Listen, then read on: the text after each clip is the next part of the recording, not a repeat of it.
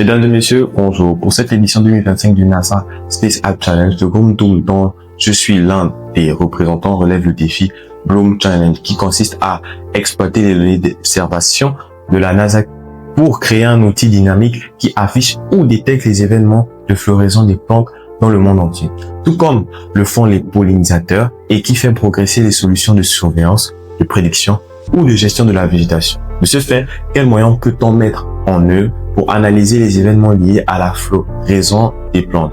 Par conséquent, nous avons mis au point une plateforme web qui permet de visualiser les événements liés aux floraisons des plantes. Elle a pour fonction d'informer et d'apprendre à l'usager tout ce qui concerne la floraison et vise à l'utilité de tous, ingénieurs, étudiants ou même un particulier. Veuillez donc apprécier la démonstration suivante. Donc, nous nous retrouvons sur l'interface de notre plateforme web, donc intitulée Plant Tool. Dans le thème principal ici est très clair, la florisation est rapide. Donc, d'une part, on va découvrir, donc on va appuyer sur la touche découvrir et savoir et voir où elle nous mène.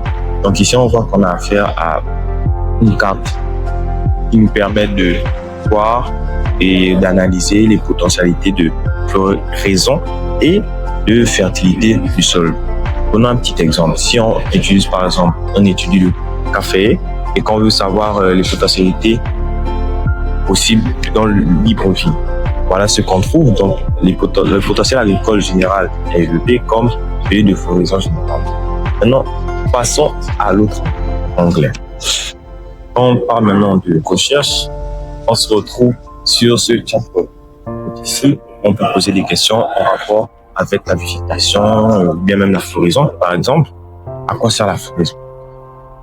Et le chatbot va trouver une réponse efficace et très rapide avec une image qui accompagne, qui appuie sa réponse. Ici, vous voyez bien que la réponse est claire et détaillée. On peut aussi essayer on peut essayer de poser une autre question comme quelle est la période idéale pour cultiver le manioc.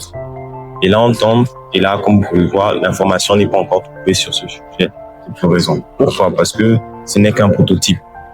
L'application, le site web, le chatbot, excusez-moi, n'est pas encore, c'est qu'un prototype, tout n'est pas encore opérationnel. Donc, je reviens à l'interface.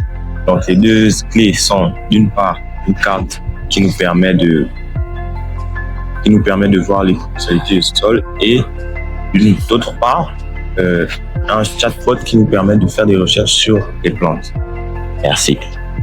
Ainsi, vous avez pu visualiser le projet. Merci pour toute votre attention. Et n'oubliez pas, c'était le Bloom pour le NASA Space App Challenge édition 2025.